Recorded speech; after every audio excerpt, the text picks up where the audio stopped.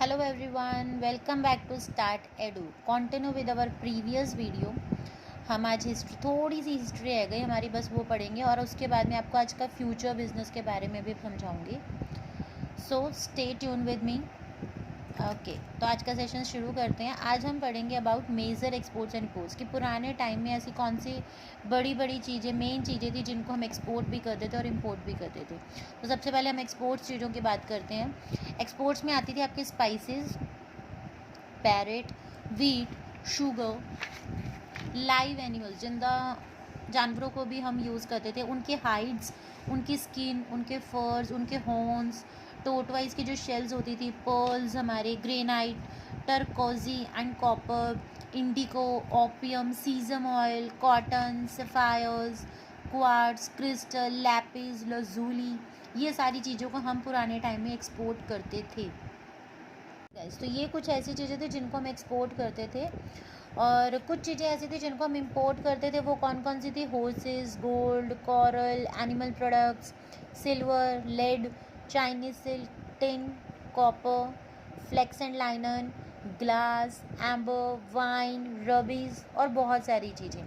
Again मैं आप लोगों को बता दूं, एक्सपोर्ट का मतलब होता है कि हम अपनी कंट्री से कोई भी सामान बाहर की कंट्रीज़ को बेच रहे हैं, और इम्पोर्ट का मतलब होता है बाहर वाली कंट्री से हम अपनी कंट्रीज़ में कुछ लेकर आ रहे हैं.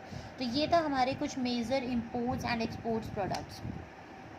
इसी की वजह से हमारी कंट्री को ऑफनली स्वर्ण भूमि या स्वर्ण द्वीप के नाम से भी जानते थे. और एक और नाम था ना, सोने की चिड़िया. हमारी कंट्री को सोने की चिड़िया इसलिए कहा जाता था because of its agriculture, because of its skilled labours, इन सब चीज़ों की वजह से. After independence the first 5 year plan was implemented in 1952. हम ये सब कम सामान करते थे, तो जो हमारे फॉरेन के लोग क्या करते थे, ऐसे ही धीरे धीरे उन्होंने हमारे देश पे कब्जा करना शुरू कर दिया. हमारे ब्रिटिश लोग आए तो उन्होंने हमारी सारी खेती ख़राब कर दी, हमारे एनिमल्स ख़राब कर दिए. हमारे जितने भी स्किल्ड लेबर्स थे उन सब को कुछ ना कुछ, किसी ना किसी चीज़ का नशा देकर सब खराब कर दिया. मतलब जो हमारी अर्थव्यवस्था, जो हमारी स्वर्ण भूमि थी, अब वो धीरे धीरे जो है बंजर ज़मीन होती जा रही थी, ख़राब होती जा रही थी.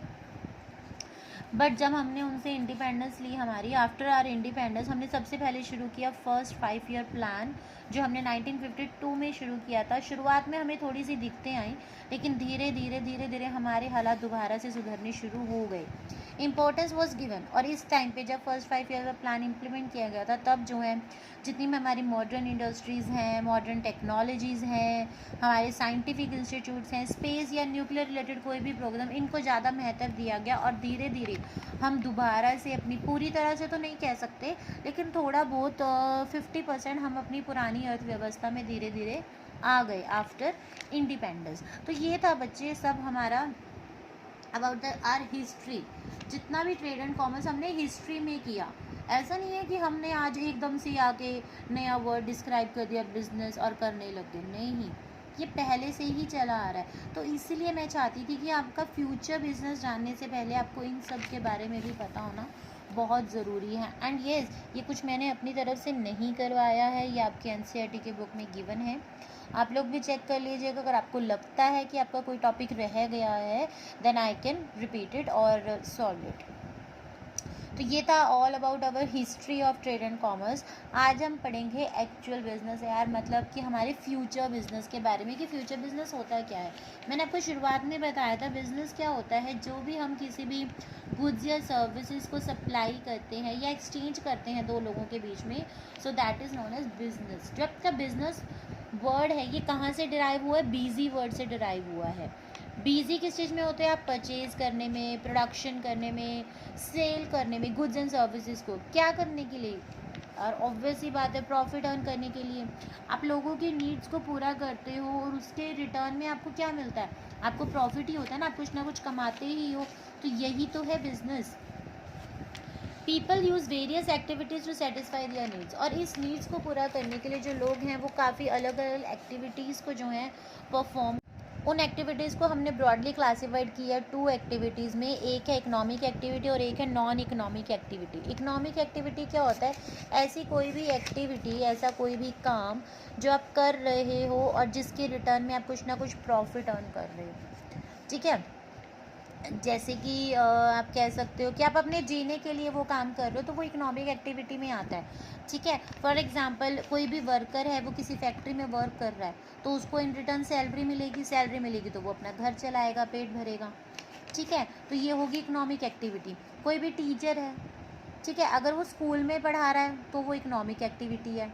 अगर वो अपने खुद के बच्चों को पढ़ा रहा है, खुद के बच्चे से तो उसको कोई फीस नहीं मिलने वाली, तो अगर वो खुद को पढ़ा रहा है तो वो नॉन इकोनॉमिक एक्टिविटी हो जाती है।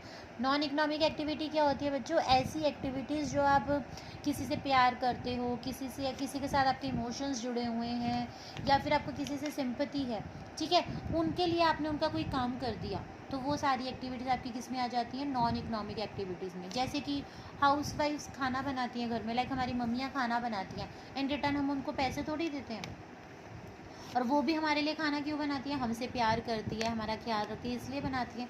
तो ये जो काम है ये आपका नॉन इकोनॉमिक एक्टिविटी में आता है। सेम वेज जो टीचर स्कूल में पढ़ाती है वो इकोनॉमिक एक्टिविटी क्यों? क्योंकि उसके बदले में उसको सैलरी मिलने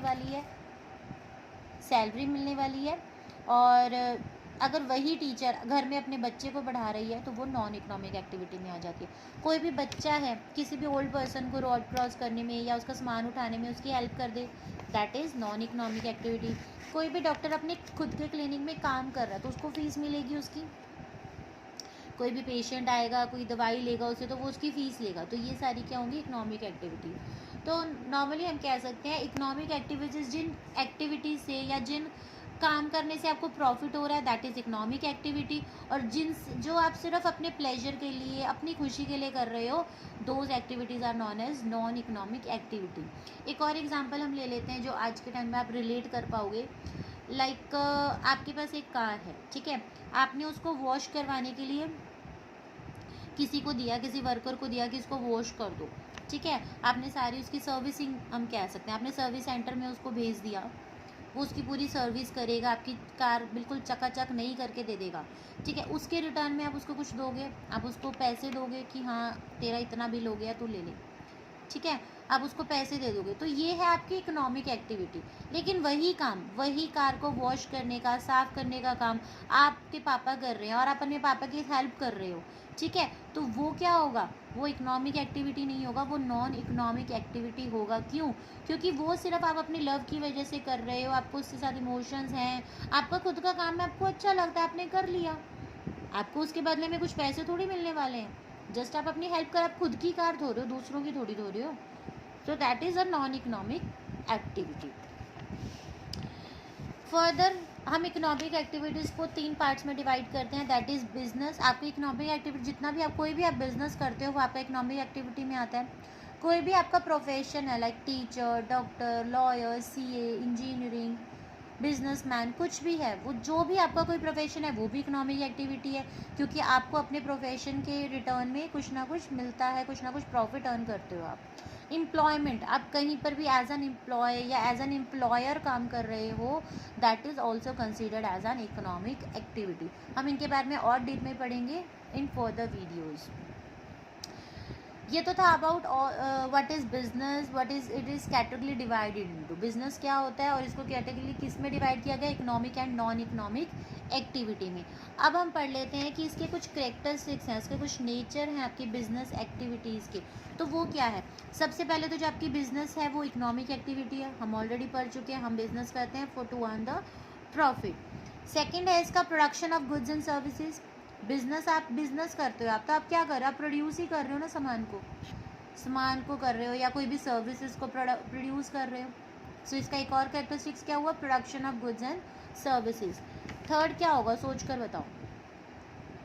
ऑब्वियसली गाइस, बिजनेस का मतलब है प्रोडक्शन करना, सेल करना, तो थर्ड पॉइंट हमारा क्या होगा?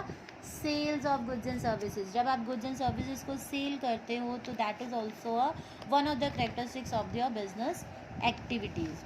नेक्स्ट है dealings in goods and services on the regular basis. जब आप रेगुलर बेसिस पर अपना सामान ले रहे हो या बेच रहे हो, then only it's a business. But अगर आपने एक बार कोई चीज़ खरीद ली और मुड़कर आपने खरीदी नहीं या बेची नहीं, तो that is not a business. जब आप रेगुलर बेसिस पे वो काम कर रहे हो, only and only then it is a business, तभी वो बिजनेस कहलाएगा अगर आप उसको डेली करोगे। लाइक आपके पास कोई शॉप है, अब आप डेली शॉप पर सामान बेच रहे हो तो that is a business. But एक बार आपने कोई सामान ला के दे दिया, आपको प्रॉफिट हो रहा था, आपने किसी को सामान ला के दे दिया, भाई तेरा ये सामान इतने का है, आपको थोड़ा सा उसमें से प्रॉफिट भी हो गया, तो और उसके बाद मुड़ के आपने उसको कोई चीज़ नहीं ला के दी, तो वो बिज़नेस नहीं है। बिज़नेस सिर्फ वही होगा जो आप रेगुलर बेसिस पर करोगे। Next, profit earning. It's a main work of the business. क्या का सबसे मेन काम क्या है बिजनेस का? प्रॉफिट अर्न करना। Uncertainty of the return, and this is also the main thing in the business, कि आपको रिटर्न में क्या मिलेगा इसके लिए आपको कुछ नहीं पता। आपने एक नई शॉप खोली है, ठीक है, आपने वहाँ पर गुड्स रखे बहुत सारे अलग अलग तरह के, 100 तरह का कस्टमर होता है तो हमें सामान भी 100 तरह का रखना होता है। अब आपने इतना सारा सामान तो भर लिया है ना, अब कस्टमर आएगा कि नहीं आएगा आपको इसकी गारंटी थोड़ी है। आप इस चीज़ की गारंटी थोड़ी दे सकते हैं कि आपने जो सामान रखा है वो कस्टमर मांगेगा ही मांगेगा। तो आपको क्या होगा कि अनसर्टेन हो। अनसर्टेन का मतलब है कि आपको पक्का विश्वास नहीं है कि आपको रिटर्न में कुछ मिलेगा कि नहीं मिलेगा, और इसी को हम बोलते हैं एलिमेंट्स ऑफ रिस्क। इसी वजह से आपको कोई भी बिजनेस करते हो तो आपको रिस्क को बियर करना ही पड़ता है, आपको रिस्क उठाना ही पड़ता है। आपने शॉप खोली, आपने सामान भर लिया, तो ये आपका रिस्क है। क्यों? क्योंकि आप अनसर्टेन हो, आपको पक्का नहीं पता कि आपको इसके रिटर्न में कुछ मिलेगा कि नहीं मिलेगा, आपको फ़ायदा होगा कि नहीं होगा, बिकेगा भी नहीं बिकेगा, आपको तो नहीं पता ना पहले से। तो यही होता है बिजनेस, और यही है इसके बिजनेस की कुछ करेक्टरिस्टिक्स। आज के लिए आई थिंक इतना बहुत है, हम फर्दर ऑन कैरी करेंगे सर, बट मैं चाहूँगी जितना भी मैंने पढ़ाया आप इसको बहुत अच्छे से पढ़िएगा। जैसे ही ये चैप्टर कंप्लीट हो जाएगा मैं आपके लिए एक MCQ क्वेश्चंस के पेपर भी रखूँगी, सो दैट आप अपने आप को भी जज कर पाओ कि आपको कितना आता है और कितना नहीं आता, और आपको वहाँ से ये भी क्लियर हो जाएगा कि आपको कितना समझ में आया। अगर नहीं समझ में आया होगा तो मैं उस चीज़ को रिपीट करूँगी और आपको उस चीज़ को बहुत अच्छे से समझने में आपकी हेल्प भी करूँगी। So carry on, don't forget to like, share and subscribe my channel, and also press the bell icon. Bye, thank you.